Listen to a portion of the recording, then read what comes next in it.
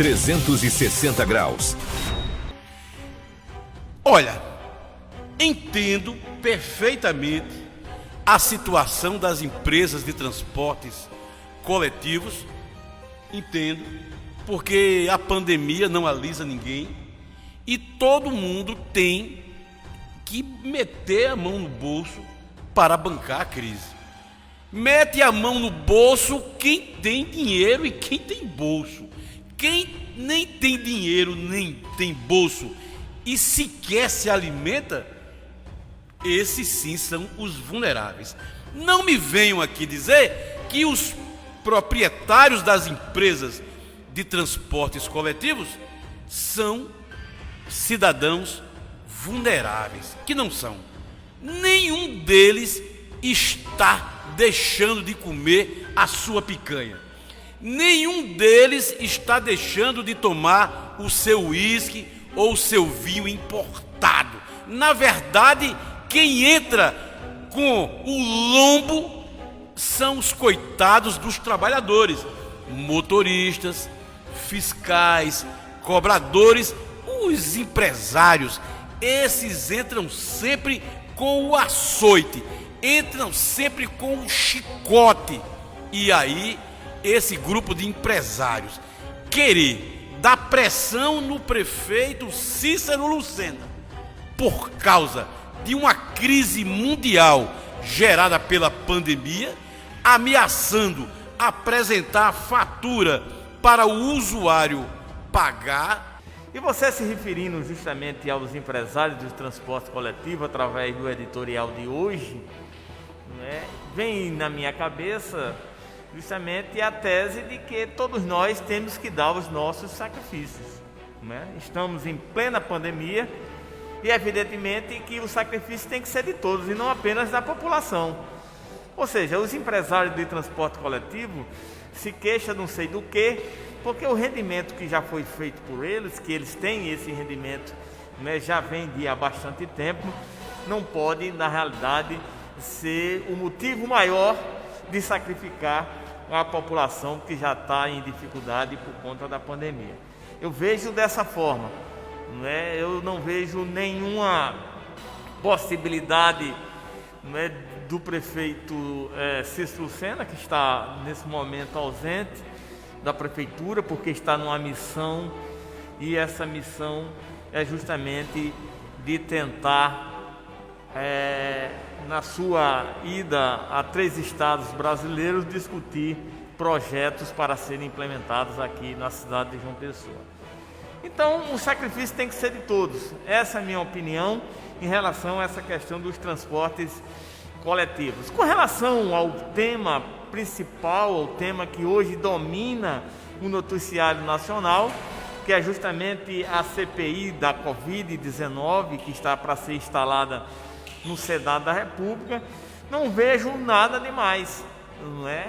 É aquela história, quem não teme, né, não tem essa questão de CPI, não é? Até porque CPI em todos os governos nós se acostumamos a acompanhar, não é? Seja ele no governo atual, seja nos governos passados, não tem essa história. Se tem CPI, então que abra a CPI, que discuta a CPI, que debata os problemas da CPI. Então, a minha preocupação, e certamente a preocupação de todos, é tentar resolver o problema dessa pandemia. Adriana Bezerra. Sou forte, guerreira, sou povo, sou mulher.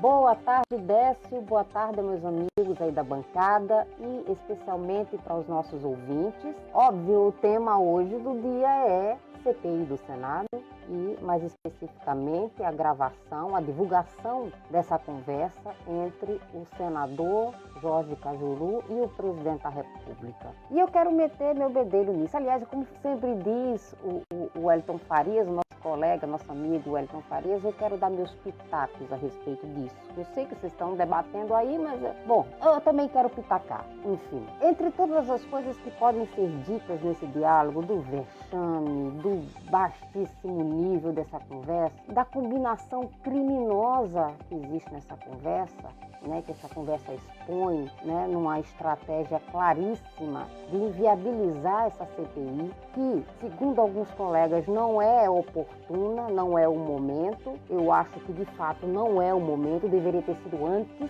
deveria ter sido quando o Brasil recebeu as primeiras informações de que o governo se eximiu de comprar vacinas que foram oferecidas, aquelas 70 milhões de doses oferecidas pela Pfizer, que Bolsonaro recusou, dizendo que a pandemia já estava indo embora, que vacina tem efeito colateral de transformar a gente em réptil, enfim.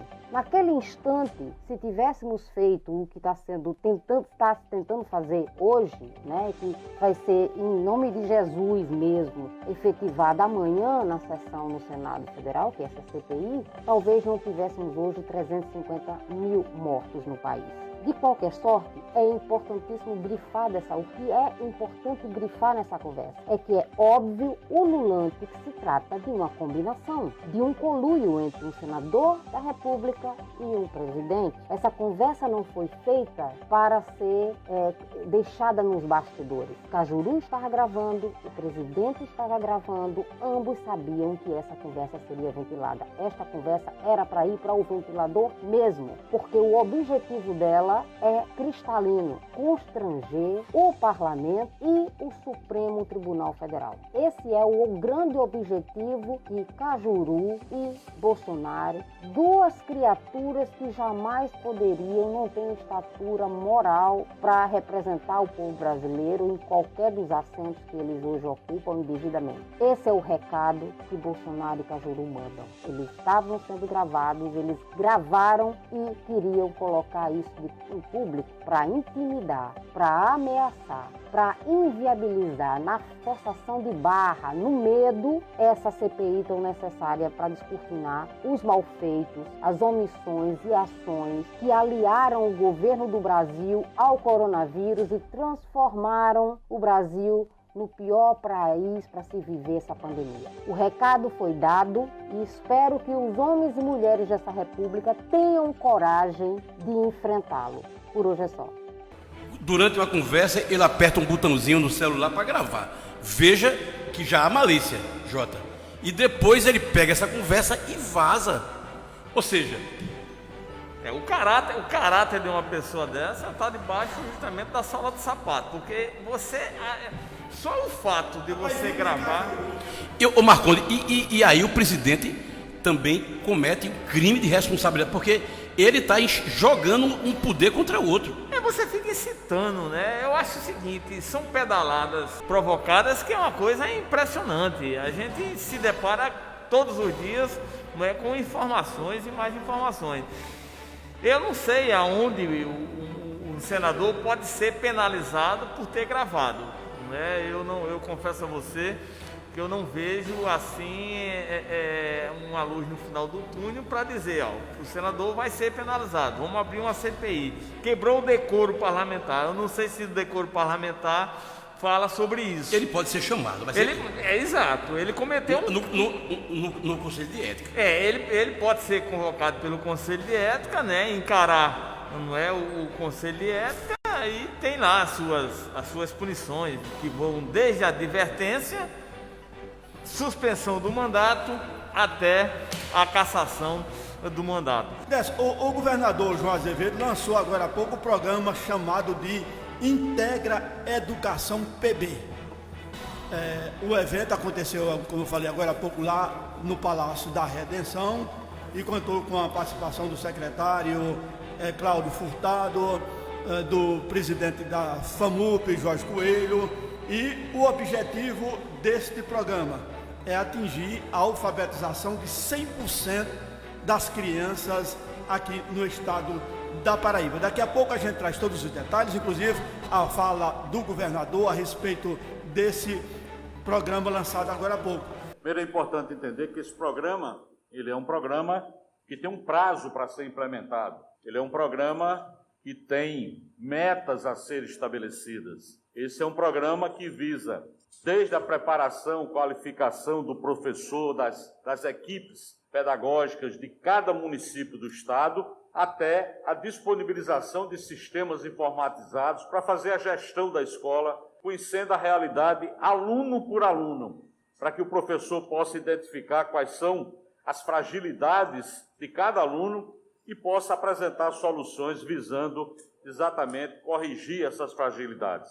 Esse é um projeto que tem o início, a partir de agora, com a apresentação e encaminhamento da lei para a Assembleia, que eu não tenho dúvida nenhuma aprovará esse projeto, mas que logo já estaremos pondo em prática com a assinatura de todos os convênios com os 223 municípios do Estado. A pandemia nos trouxe uma realidade diferente, que é exatamente a necessidade de mantermos o distanciamento social, que inclusive começamos a semana celebrando um conjunto de vitórias para a Paraíba. Primeiro, a Paraíba se mantém como 4º lugar na vacinação proporcionalmente em todo o país. A Paraíba começa a ter um decréscimo dentro daquilo que nós já dizíamos há poucos dias atrás, de que se era possível flexibilizar alguma coisa nesse momento, era porque muito havíamos conquistado anteriormente com os decretos anteriores. Graças a Deus, começamos uma semana positiva. O governador do estado, João Azevedo, foi assim que transmitiu nessa segunda-feira uma entrevista, disse que comemora a queda dos números tanto de infecção, os números de infecções da Covid-19 no nosso estado, os números de ocupação nos leitos de UTI da rede pública de saúde e os números de óbitos, principalmente. Graças a Deus, os paraibanos estão morrendo menos por essa doença maldita e estamos conseguindo reverter os números crescentes, tanto de contaminação quanto de óbitos. O governador comemorou, inclusive, dizendo que a volta às aulas será uma realidade que se aproxima cada vez mais e disse mais. Diz que não só as aulas presenciais irão voltar o quanto antes, como também a Paraíba terá um programa novo chamado Integra Educação. Boa tarde, Sérgio Botelho. Isso aqui é uma prévia da próxima sessão virtual do Senado, né? Com essa de Cajuru. Deixa eu dizer, realmente o clima aqui, Décio, vai esquentar muito essa semana. Hoje, segunda-feira, ainda é tempo para muita conversa no Senado Federal envolvendo a Comissão Parlamentar de Inquérito que visa apurar responsabilidades sobre os rumos do combate à pandemia da parte do governo federal. A novidade foi a conversa deste final de semana por telefone entre o presidente Jair Bolsonaro e o senador Jorge Cajuru do Partido Cidadania aqui de Goiás, um dos responsáveis pela ação no Supremo Tribunal Federal que acabou gerando a ordem do ministro Luiz Barroso para que a comissão fosse instalada. Sobre essa conversa divulgada, Décio e ouvintes, e Adriana, desculpe, que eu esqueci, que está em casa, foi motivo para que o senador Flávio Bolsonaro ingressasse hoje ainda com uma ação junto ao Conselho de Ética do Senado contra o senador. Na conversa, Cajuru divulgou o áudio na íntegra, virando material de destaque do geral no final de semana, aumentando o barulho que já é muito forte sobre esse. No telefonema, Bolsonaro defendeu a inclusão dos governos estaduais e das prefeituras na investigação da CPI, além de cobrar a instalação de um processo de impeachment contra o ministro Barroso, proposta vista como pressão sobre o CTF em retaliação contra a determinação de que a CPI fosse instalada. Em debate agora, a pressão de Bolsonaro para que a comissão apure também as responsabilidades de governadores e prefeitos na pandemia, sugestão que o presidente vem repetindo e falou abertamente para o senador Cajuru. Por sinal, o senador Alessandro Vieira, do Partido Cidadania de Sergipe, protocolou no sábado 10 no Senado Federal pedido para que a CPI amplie seu alcance e também apure responsabilidades dos governos estaduais, prefeituras e do Distrito Federal. Entre as pelejas mais imediatas da parte do governo federal e da base no Senado é promover a retirada de assinaturas da CPI, a fim de inviabilizá-la. O processo está em curso desde a última sexta-feira 9. Não se sabe se vão conseguir. A decisão monocrática de Barroso vai ser julgada na próxima quarta-feira, 14, depois de amanhã, pelo plenário do Supremo. Contudo, o presidente do Senado Federal, Rodrigo Pacheco, do DEM de Minas Gerais, anunciou a instalação da CPI para esta terça-feira 13, ou seja, amanhã. A oposição também se movimenta no sentido de efetivar a instalação da CPI da Covid. Nesse sentido, já há entre os oposicionistas quem considera a oportunidade de outra CPI sobre o mesmo assunto ser instalada na Câmara dos Deputados, proposta rejeitada pelo presidente da Casa, Arthur Lira, do PB de Alagoas. Mas problema é que não falta na política de Brasília para esta semana 10. Um deles é o da pendência orçamentária, que está opondo o Congresso Nacional e, particularmente, o Ministério da Economia, comandado pelo ministro Paulo Guedes.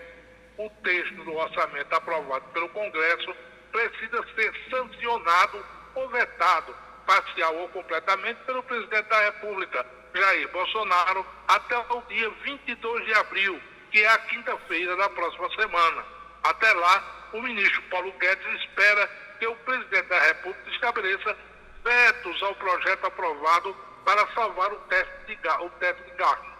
Diferentemente disso, Arthur Lira na Câmara e Rodrigo Pacheco no Senado defendem que a sanção presidencial aconteça sem qualquer veto. Em meio a essa quebra de braço, tem promessa feita pelo presidente Bolsonaro ao grupo de empresários com quem se reuniu semana passada em São Paulo.